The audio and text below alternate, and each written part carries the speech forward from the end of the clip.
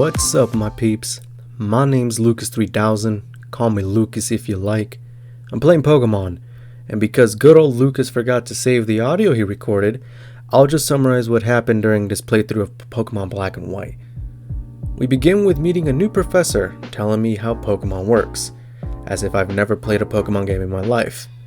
I then remind her that I was actually the male protagonist in the last generation of Pokemon, but she ignores me and starts to tell me about these people called Sharon and Bianca, who I guess are my friends. But before I can ask the professor what happened to Barry and if I still owe him all those fines, it cuts to the next scene.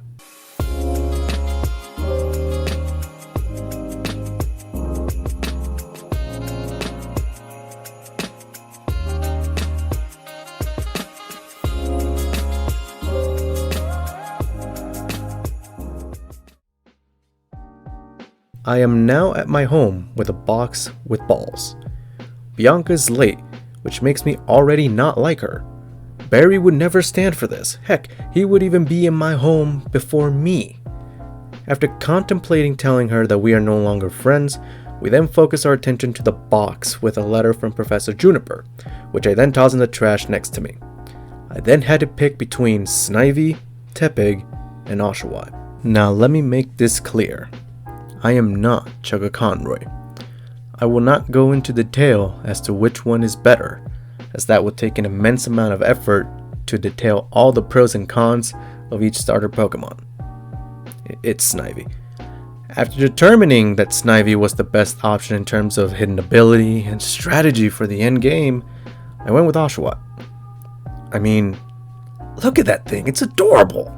After my pick, Bianca chose Tepig, and Sharon was left with Snivy, and the ungrateful snot let me know that I robbed him of choice, only for him to then say he wanted Snivy anyway. So then shut the fuck up then, you little piece of... Bianca then had the genius idea of having a Pokemon battle in my room against me. Before I could protest, we began the battle. After beating her and complimenting me on my performance, Sharon interrupts and reminds us that my room is destroyed. Great observation, smart guy. Sharon, being the good friend that they are, then fight me next. I beat his pretentious ass, and after everything settled down, they headed downstairs. After checking if my Wii was in good condition, I headed downstairs. Sharon and Bianca apologized to my mother and left. I begged them not to, as I know what was going to happen next. She tells me that it's okay, which makes me wonder what actually happened to my mother. She tells me to say thanks to the professor for the Pokemon, gives me a phone, and kicks me out. Go to Bianca's house, where she's getting chewed out by her dad for wanting freedom to explore the world at the age of 15. She leaves, and as I'm about to praise him and ask him to be my dad, he kicks me out of his house. I go with my pals to say thanks, praising us for the violence we committed in my room. She then asks if I want to nickname my Pokemon, which of course, I go with the name Arwada, after Armada, Oshawott, and Otter. Did I think way too much about this? Yes. Professor Juniper then tells us about the opportunity of a lifetime.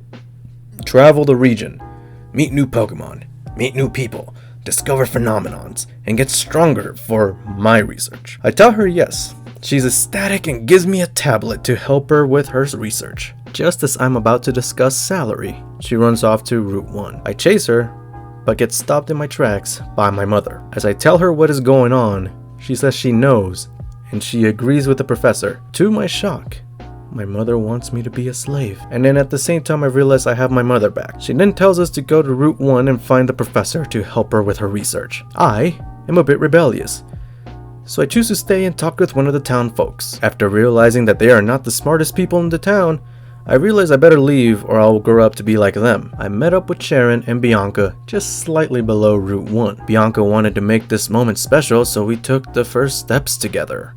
Whoa. We meet up with the professor so she can teach us how to catch Pokemon. I choose to watch something a little bit more important.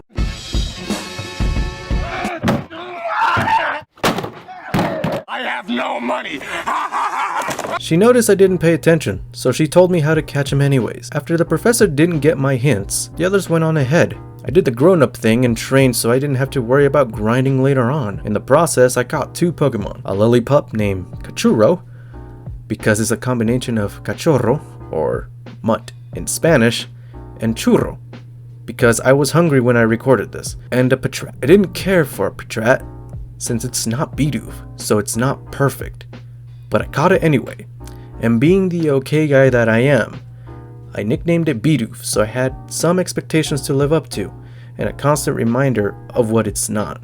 I finally met up with Charon and Bianca. Not Barry was impressed with the whopping 3 Pokemon that I had. Before I could tell her how not impressive it was to catch the 2 Pokemon out of 2 that you can catch in that route, the professor called us up on our jitterbugs to tell us to meet up at the Pokemon Center. Before I could ask her about our pay-to-be assistants, she hung up on us, and we went to meet up with her at the Pokemon Center. I arrive at Akumula Town. I talked to a lady who then told me that my Pokemon and I look alike. I don't know how to feel. I then talked to Charon, who shows their inner hipster by claiming that they already knew about Pokemon Centers before it was cool. After questioning my choice of friends, talking to wise old people of this town, I met up with the professor at the Pokemon Center. She walked us through how this center works and how it's a Pokemart and a health center at the same time now. I choose to watch something just a tad bit more important.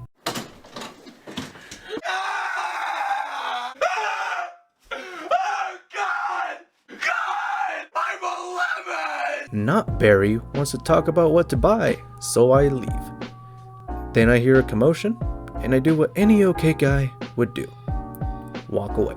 Realizing that it would not advance the story though, I met up with Charon to hear this Pope wannabe guy talk about liberation. I choose to watch something far more important.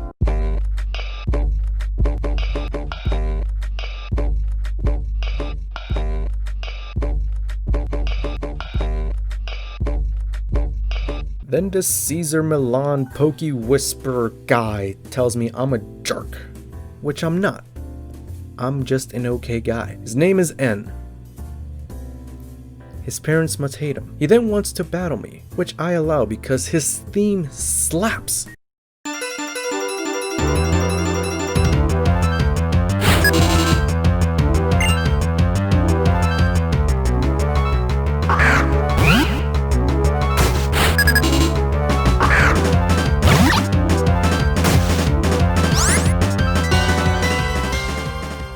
After I beat him, he tells me about how Pokemon are his friends. Before I could ask him about how I could get a sick theme song like him, he leaves. Charon says something about gyms and leaves. I leave the town, look at a bulletin board, and I'm on my way to Route 2.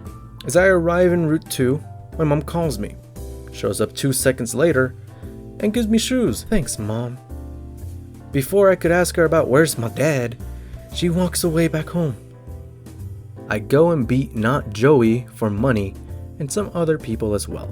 Not Barry shows up after me to the next town. She then fights me, she loses, and then she leaves. I make it to Strighton City. I leave the city immediately to go to the Dream Yard. I then meet Joey. He got promoted, boys. He's now the 6th trainer we fight in our adventure. He shows me his Patrat. I show him my Bidoof. He loses like he should, and we have a fun time. I meet this person, and they gave me a monkey. Now, depending on who you picked in the beginning, you either get broccoli hair, poop emoji hair, or whatever the heck this is hair. I got the poop emoji Panseer.